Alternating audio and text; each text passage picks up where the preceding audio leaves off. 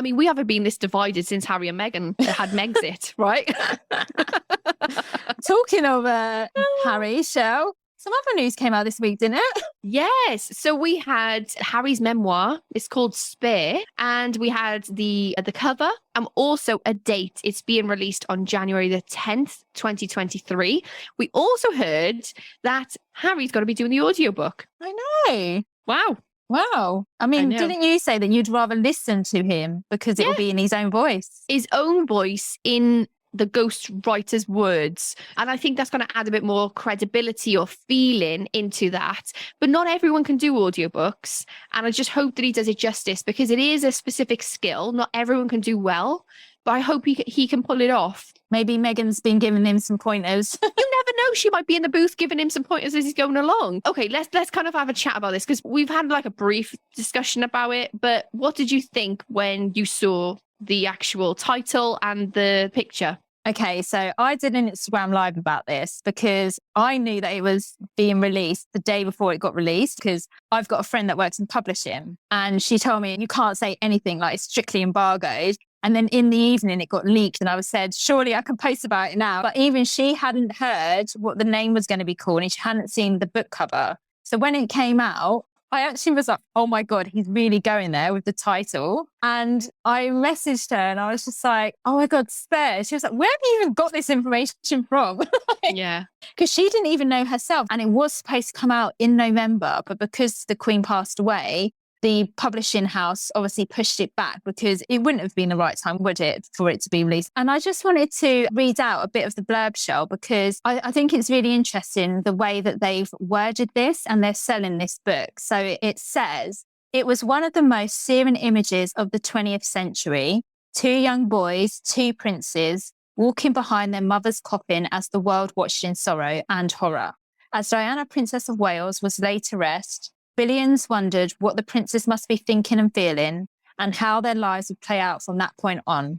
For Harry, this is that story at last. For me, when I read this, from the get-go, this book is supposed to be about Harry. Like, it's his words, right?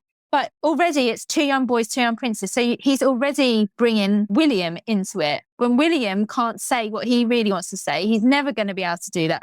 Obviously, in the past, he has on certain points. But I thought, but this book is about you. So why is that the blurb of the book? I know obviously he hasn't written the blurb, it's the publishers. And is this the angle that they're going with?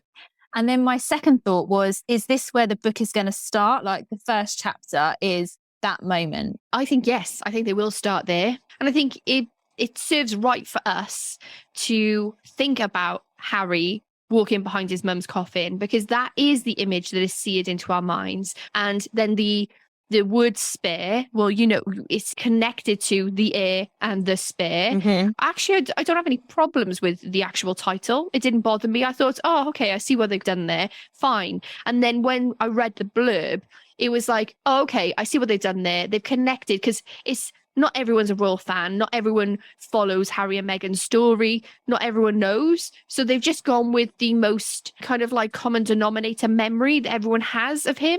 But then that is also one of the most emotive things. And also, I think maybe a turning point in his trauma as a person. And I think as we read this, we will hear how he's been able to carve a life out and what has shaped him as a man. Who knows what this book is going to have? I guess from the blurb and the title and the picture, it didn't trigger me. It didn't bother me at all. I thought, okay, fine. It makes sense. PR-wise, it makes sense. I think, to be honest, on January the 10th, when we start reading, we start listening to it, we'll know in which way they've actually gone with this. So I think a lot of people were saying online, if you look at the ghostwriter has also written Andre Agassi's book. And if you look at Harry's and you look at Andre Agassi, the one word is open, with Harry is spare. The pictures look quite similar with a face like quite close up. So you can tell that it's kind of the style of the ghostwriter, the way in which the publishers wanted the book.